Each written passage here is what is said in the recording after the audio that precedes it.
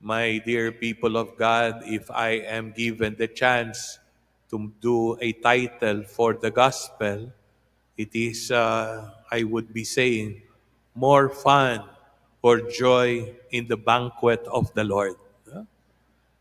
The Eucharist is a feast. Maybe that is why Boss Sanchez had called his Sunday celebration of his community the feast. No? Sabi, fiesta. Lahat masaya. Lahat makikinabang sa handa. I had presided several times at the feast at Green Hills Promenade, Green Hills Theater, Robinson's Pioneer. Pero ngayon, nagiba na. No? Tatayuan siguro ng kondo. Green Hills sa theater, Chowking Bonnie, Cinema at Shangri-La EDSA. And I can say people go there with the right reason. Huh? Parang katulad tayo. Huh? We desire, we are excited that after this, the next Sunday, as it is said in the one of the Ten Commandments, no? Honor the Sabbath day, no? The day of the Lord. No? Gusto natin makasama ang Panginoon, no? Bilang isang sambayanan na nagsisimba at we worship God as a people. And to celebrate the Lord's passion, death, and resurrection. In the parable, Jesus sees the great supper as something serious. Three kinds of people invited were named. The first one, those who were invited but did not attend and even did harmful things to the couriers. Sila na yung importante pagka nag-invite para sa isang celebration, sa party. Di ba? We are so proud kasi special tayo doon magse-celebrate ng kanyang kasal o ng kanyang birthday. Pero pati ba naman ng couriers, kung hindi mo batuhin, hindi mo saktan, yung iba pinatay. Huh? Para bang nagpadala ang Diyos ng mga propeta, no, para mag-invite, no, to enter the gates of heaven. Pero anong ginawa? Pinagpapatay, ginawang martyrs, no, a lot of prophets. Kaya minsan parang nagtampo ang Diyos. For 500 years, walang pinadala si Yahweh ni bilang propeta. Parang ang sabi, parang tahimik ang Diyos. Para bang pipi ang Diyos. No, hinahanap naman nila kung sino yung magsasalita at maghahatid ng mensahe. No? Pero pag maghahatid ng mensahe at kapag sila ay pangangaralan, kung sila yung nagkamali, no? Kuminsan, we are selective when we receive messages. Kung good news, welcome na welcome. Pag bad news, no, huwag ka nang magsalita. No? Kaya maganda na tayo ay hindi sana maging katulad ng invited, pero ayaw pumunta. They have their own businesses. Parang hindi mahalaga yung nag-imbita. Hari ang nag-imbita. No? So masabi natin, bongga ito. No? Pero hindi nila pinansin. No? And God does not coerce us to say yes to His invitation. He respects our freedom. No? It is not God's loss kung hindi tayo pumunta. It is man's loss. No? Kaya para sa akin, kapag ka mahalaga at masabi kong VIP yung nag-imbita, sigurado malayo pa lang, magte-text na ako o tatawagan ko, darating ako. Huh? And second, those who were not invited but attended with improper dresses. Sila yung second choice. No, hindi sila yung first choice. No? Binigyan ng invitation, pero hindi naman proper, not in proper attire. No? Minsan naalala ko nung ako ay ma-assign, first time ako maging parish priest. No, that was 1993 to 2001 in San Roque Parish in Sampaloc. Nagkasal ako ng isang musical director na parishioner ko ng isang TV station. At nung ako'y magkasal na, nung una, hindi puno yung simbahan. Pero later on, punong-puno, tapos hanggang kalye pa sa labas. At doon napansin ko, tinanong ko, pagkatapos ng kasal, Brad, bakit ba biglang dumami? Marami bang kamag-anak, kaibigan itong kinasal? Sabi sa akin, Father, dumating po yung kaibigan noong musical director ng channel ganito. Sexy star. At nakita ko rin naman talagang maganda at sexy. Pero ang suot, white dress, katulad ng damit ni Tita Del. No? Hindi naman siya mukhang white lady, no? Sa Balete Drive. No? Pero yung suot niyang white dress is see-through. Kitang-kita ang andis, ang kanyang bra, at ang kanyang panty. No? Kaya ako minsan, how we respect when we go to a certain celebration.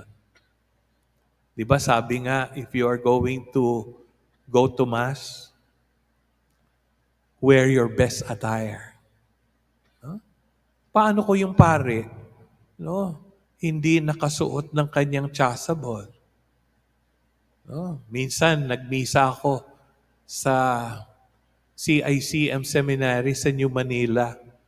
Mga misyonary, Pilipino ka, pero pag ikay naging pare, 1 year, 2 years, you are being sent to Africa. Kaya sa kanila, pagdating ko doon, walang chasuble. Ang meron lang ang seminary ay stola. Kaya nung nagmimisa ako doon sa mga seminarista na nag-apostolate sa parish, no, uncomfortable ako. Para ba akong nagmimisa, nakabahag, naka-G-string. No? Kaya sabi ko, no, I want, no, every time that I celebrate the Eucharist, I celebrate as if my first or my last celebration of the Eucharist. Yung talagang paghahandaan mo. Yung excited ka. No? Kaya masabi natin, mahalaga po yung dress code. Kaya makikita ko po yung ating mga nagsisimba ngayon ay ang sponsor ay ang mga embalmers ng St. Peter Chapels. No? Nakasuot po sila ng itim. No? Para balanse daw ang kulay ngayon, yung white ni Sister Del at yung itim. No? So makita nyo, even our choir, pagka-special, meron silang color coding. No? Kaya makikita nyo na pinaghahandaan natin and we are enthusiastic to celebrate the Eucharist. No? And then third, those invited and attended and dressed fit for the occasion. Nahalata ng hari, kasal ng kanyang anak na lalaki. Pero meron doon hindi nakadamit pang kasal. No? Invited ka na nga, pinapasok ka na nga. No? Pero hindi mo pa pinahalagahan yung celebration. Kaya maganda po na the first two were not worthy. The last got to participate and enjoyed the celebration. Huh? Kaya the first kind are actually good people. They were invited because they are worthy. But the Eucharist or heaven is not attractive and good enough for them. No? Binaliwala nila ang Diyos. Hindi yun ang priority. No? Their concerns were still too worldly. Wasting time for the Eucharist is not worth it. They believe they were not missing anything or anyone. The second kind is those who come to the Eucharist without preparation. No? It does not really refer to dresses, no? But the spiritual and moral preparedness. No? Yung bang tatanggap ka ng communion, di dapat before the communion, 1 week pa lang. No, you go to mass, you go to confession para sariwang-sariwa mong tatanggapin, fresh na fresh, si Lord na pag ikay nangumunyon. No? And we must be fit into the celebration. Since it is celebration, it involves maturity of faith, holiness. Then we must also be in that level. Hindi po tayo napipilitan. No? Pag hindi kayo umattend, sige, wala kayong bonus. Hindi po ganun. No? Yung bang hinihila yung paa mo papunta rito. No? Kundi, kusang loob mo. Gusto mo makaulayaw ang Panginoon. And the last kind were the good ones, and they prepared spiritually and morally. They came to celebrate with the Lord. They are worthy of breaking bread with God. They see it as constitutive of their lives. They look forward to the celebration and would not miss it for the world compared to the first kind. There is that desire and excitement. No, para bang sinasabi, we really wonder how one can miss the most important worship in the faith. The Eucharist is the only sacrament where we receive God Himself in the form of bread and wine. Maybe many are missing the point of the Eucharist, especially during pandemic, lockdown. No, saradong simbahan, di tayo makalabas. Isa lang member ng family pwedeng lumabas. No? Para bang na-miss natin? Yung bang online lang. No? Mas gusto natin, alive na alive, nandoon tayo. No? And gone are the days when people attend the Eucharist as an obligation. Sinabi ng nanay ko ito yung 10 Commandments one of the 10 Commandments. No? Ang gusto ng Diyos, hindi tayo nauobliga, kundi gusto natin makasama ang ating mga kapatid sa pananampalataya na magsamba sa ating dakilang Diyos. Huh?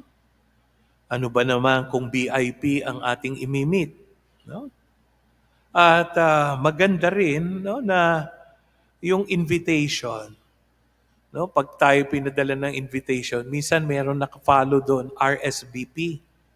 Ibig sabihin, no, sa tinatawag nating French, no, répondez si vous plaît. No? Ibig sabihin, reply if it pleases you. Or really reply soon and very personal. Sa ating mga Pilipino, ang tagal-tagal pa lang, 2 buwan, 1 buwan. Please reply kung a-attend ka. Mismo ng kasal, mismo ng party, hindi nagsabi biglang sisipot. Kaya makikita natin No, bakit kailangan na may RSVP? Kasi minsan budgeted ang ihahanda. No, natatandaan ko nung 1991, January 19 ako na-ordain. 1 week after, Saturday, ay kantamis ako, first mass. No, na-ordain kami, hindi pa ako nagmimisa, nagko-concelebrate pa lang ako noon. Pero ako yung main celebrant. No? Naalala ko sa Our Lady of the Abandon sa Santa Ana kasi yun ang parokya ko. Doon ako magkakanta misa. Pero alam ko yung tatay ko, siya yung gagastos. Kaya sabi ko, Tay, kamag-anak lang at kakilala natin. No? Ayoko po na malaki po ang igagastusin nyo sa aking first mass. Kaya sabi ni Cardinal Sin, ni Father Jerry Santos, no? Wala pang 50 ang umattend. It is a Saturday. Sabi, very intimate naman. No? Kaya nakita ko, pag nag-iimbita, no, gusto natin, budget. Kapag ka nag-reply ka, a-attend ako, kinakount na yun ng celebrators. Pag hindi ka a-attend, naku, yung second choice natin, maimbita natin. Hindi naman po siya a-attend eh. No? Yun po kung bakit may RSVP.